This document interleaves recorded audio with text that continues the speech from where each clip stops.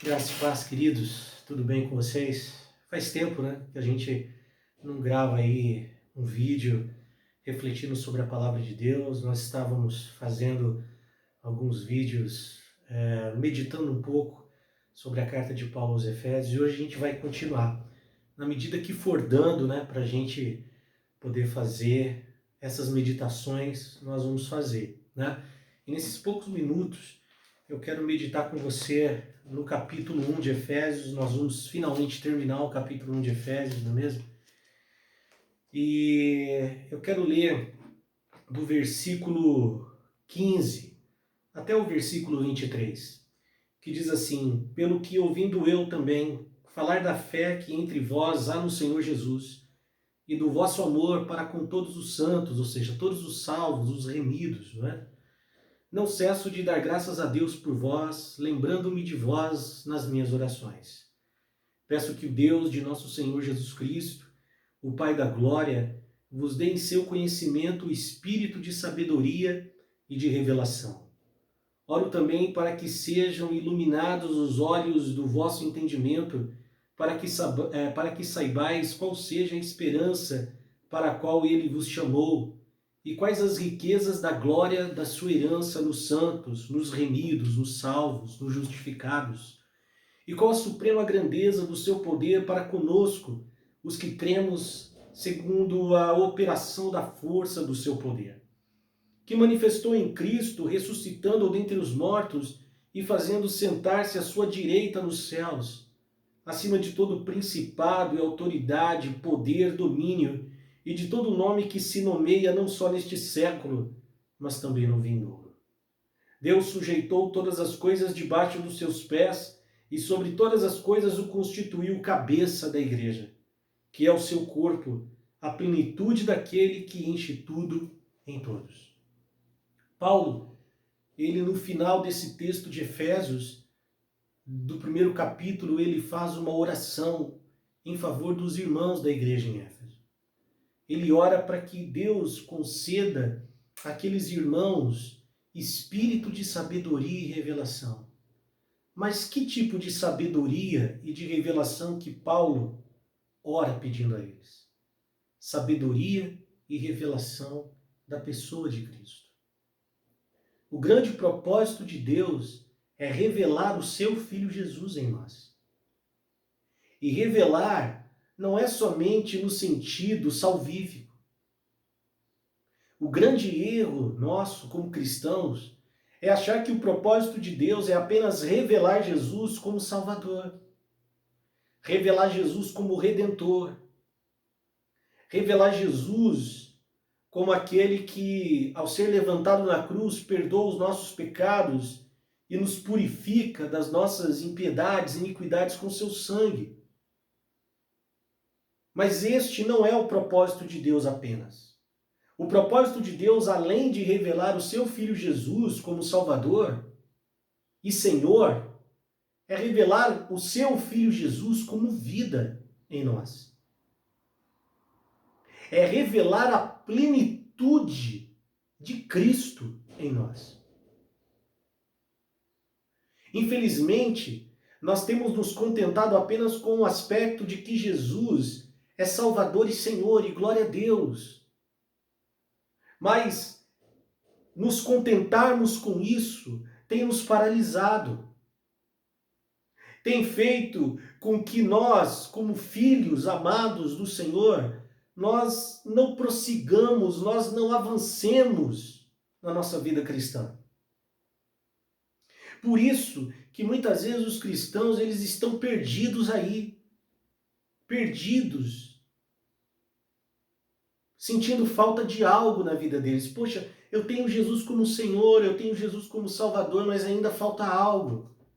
E aí, por causa desse sentimento de faltar algo, o que acontece? Os cristãos começam a correr atrás de outras coisas. Um mover diferente, não é? Um poder diferente, não é? Começam a correr atrás de novas revelações, de profecias extraordinárias, de sinais e prodígios, para poder suprir essa falta, esse vazio. Por quê?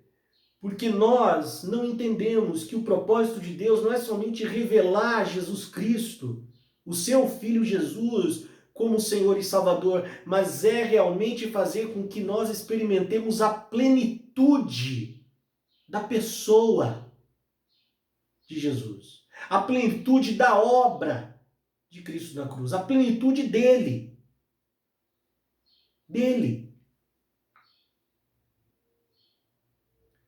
Muitas vezes a gente fica só com o aspecto seguinte: não, Jesus é Senhor e Salvador, mas ele não é só Senhor e Salvador, Jesus é a nossa vida. Ele também é a plenitude que Deus quer que nós experimentemos. O que é ser cheio do Espírito Santo? Ser cheio do Espírito Santo nada mais é do que estar tomado da pessoa de Jesus. É estar tomado da pessoa dele. É estar tomado de Cristo. A mente, o coração, o entendimento, as emoções, os sentimentos, o caráter, o temperamento, ou seja, todas as áreas psíquicas, espirituais, mas também todas as áreas externas da nossa vida, casamento, estudo, trabalho, finanças, tudo estar tomado do quê? Da total suficiência de Cristo. Nós estarmos tomados de Jesus. Ser cheio do Espírito Santo é ser totalmente cheio de Jesus, sem rival, sem obstáculos, sem empecilhos. É isso que Paulo estava orando para a igreja de Éfeso. Os irmãos de Éfeso já conheciam Jesus como Salvador e Senhor da vida deles. Mas Paulo estava orando para que Deus abrisse os olhos espirituais deles para que eles fossem além desse conhecimento. Paulo queria que esses irmãos fossem além. Paulo estava orando para que esses irmãos não só conhecessem Jesus como Senhor e Salvador, mas que eles agora conhecessem Jesus como a totalidade de Deus para eles, como a plenitude. Paulo estava orando para que esses irmãos agora experimentassem Jesus como a plenitude de vida. As riquezas de Cristo. Quais são as riquezas de Cristo? A própria pessoa de Jesus, a plenitude, a totalidade da suficiência dele em nós. São as riquezas dele. As riquezas de Cristo não são bens materiais, bens financeiros, uma vida saudável, não. As riquezas de Cristo é a totalidade da suficiência dele em nós. Essas são as riquezas de Cristo que Paulo está orando para que a igreja pudesse enxergar e para que a igreja pudesse orar buscando.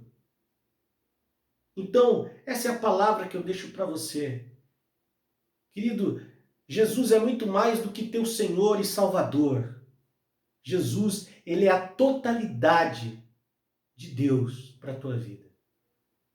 Que você não somente, que eu e você, não somente conheçamos Jesus como Senhor e Salvador, mas que o Pai, por seu Espírito, nos conceda a graça para que possamos conhecer Jesus como vida. Conhecer Jesus como a totalidade. Que o Pai nos conceda a graça, por seu Espírito, de experimentarmos a totalidade da suficiência de Cristo em nós. Amém? Que isso fique no teu coração e que Deus te abençoe. Amém.